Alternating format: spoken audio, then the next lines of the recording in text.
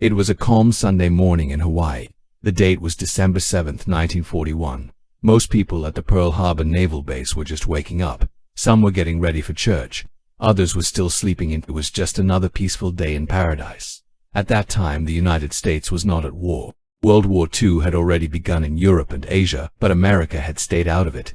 Many Americans didn't want to get involved in another foreign conflict, but far across the Pacific Ocean, Japan had other plans. Japan was growing fast. It had taken over parts of China, and now it wanted more land and resources, especially oil and steel.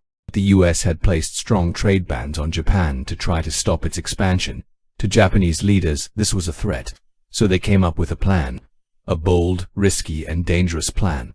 Attack the US Navy at Pearl Harbor before America could stop them. To understand why Japan attacked Pearl Harbor, we need to go back a few years. In the 1930s, Japan was expanding fast. It wanted to become a powerful empire like Britain or the United States.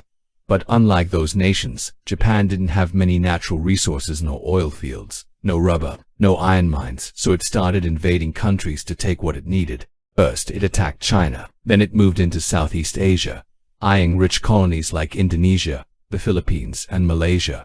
The United States didn't like this at all. In response, the US placed tough sanctions on Japan, cutting off oil, steel, and other key materials. This was a big deal. Japan relied on American oil to run its military and economy. Now, Japan faced a choice: back down or fight. But instead of surrendering, Japan made a bold decision. It would strike the US hard and fast, cripple its Pacific Fleet, then take over Southeast Asia before the Americans could react. They believed if they hit America hard enough at the start, the US would back off and avoid a long war. They were wrong. But on paper, the plan looked smart. Hit Pearl Harbor, destroy the fleet, secure the oil, win quick. It would be a high-risk gamble, and the world would soon see the cost. It was just before 8 a.m. on Sunday, December 7th, 1941. Out of the blue, the skies above Pearl Harbor were filled with the roar of aircraft engines. Hundreds of Japanese warplanes were diving from the clouds. Fighters, bombers, and torpedo planes launched from 6 aircraft carriers hidden far out at sea. The attack came in 2 waves. In the first wave, they hit the battleships. The USS Arizona took a direct bomb hit to its ammunition magazine. In a split second, it exploded, killing over 1,000 men on board instantly. The blast was so powerful, it lifted the ship out of the water. Nearby, the USS Oklahoma was hit by torpedoes. It rolled over and sank with hundreds trapped inside. Across the harbor, sailors scrambled to man anti-aircraft guns, but many were caught completely off guard. Some were still in their pajamas. Others ran barefoot through fire and debris, just trying to survive. Then came the second wave, this time targeting airfields and remaining ships. Japanese planes strafed runways and destroyed dozens of US aircraft before they could even get off the ground. Hangars were in flames. Black smoke choked the sky. In less than 2 hours, the damage was done. 1 US ships were damaged or sunk. Over 300 planes were destroyed or disabled, and 2,403 American sailors, soldiers, Marines, and civilians lost their lives. It was the most devastating foreign attack on American soil in history up to that point. And just like that, the world changed. The attack was over by 10 a.m. The once-calm harbor was now a scene of horror. Fires raged, oil burned on the surface of the water, bodies floated alongside wrecked ships. Survivors searched for crewmates, pulling men from twisted metal and rising smoke. Inside sunken ships, some sailors were still alive, trapped in air pockets, tapping desperately on the steel hull, hoping to be heard. Many never made it out. Hospitals were overwhelmed. Blood was in short supply. Medics treated wounded men on floors, in hallways, even outside. In total, 2,403 Americans were killed. Another 1,178 were wounded. Most of them never even had a chance to fight back. 8 battleships had been hit. 4 were sunk, including the Arizona and Oklahoma. Others, like the USS West Virginia in California, went under, but were later raised and repaired. More than 300 American aircraft were destroyed or damaged, most still sitting on the ground. Back on the US mainland, word of the attack spread fast. People gathered around radios, shocked and silent. News bulletins interrupted regular programs with urgent messages. By nightfall, the country was in mourning but also in outrage. The very next day, on December 8th, President Franklin D. Roosevelt addressed Congress in a powerful speech. He called December 7th a date which will live in infamy.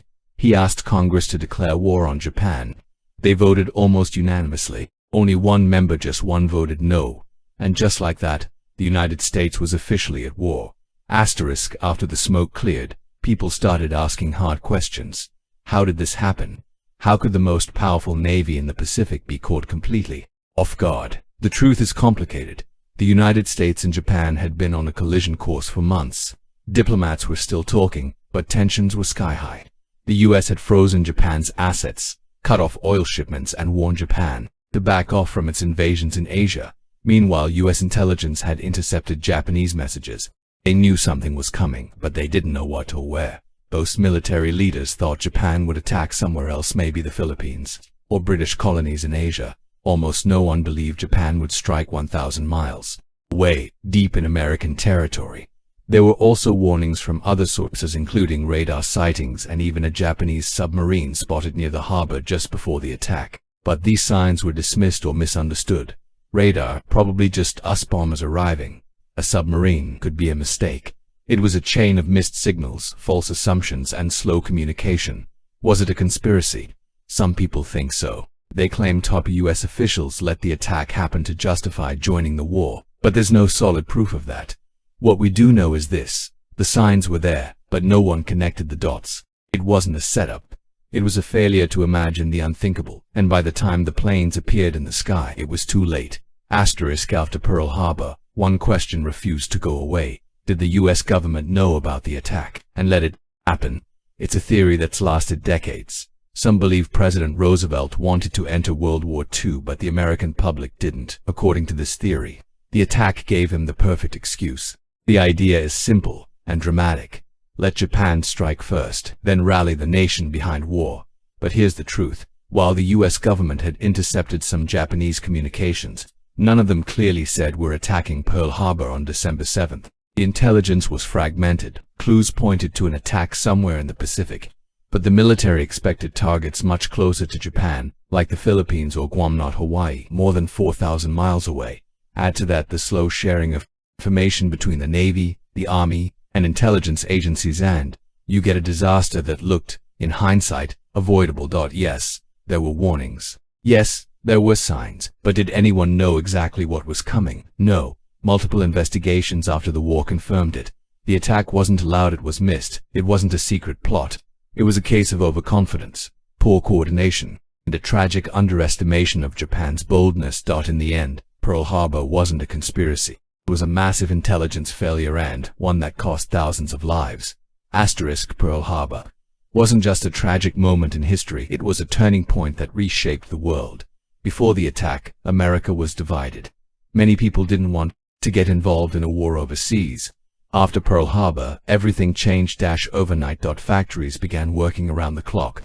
Millions of Americans enlisted. The US went from isolation to full-scale war in both the Pacific and Europe. Within 4 years, America had helped defeat Nazi Germany and Imperial Japan. When the war ended, the US wasn't just a victor, it had become a global superpower. Pearl Harbor also taught a hard lesson: never underestimate an enemy. Never assume you're safe just because you're far from the battlefield.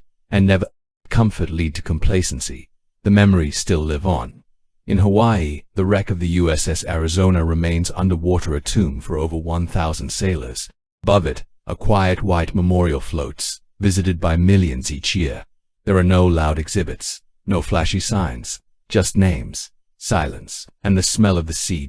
It's a place where time stands still, where history whispers, and where the cost of being unprepared is impossible to ignore. Pearl Harbor matters not just because of what happened, but because of what it reminds us. Freedom is fragile, peace is never guaranteed, and history, if ignored, has a way of repeating itself.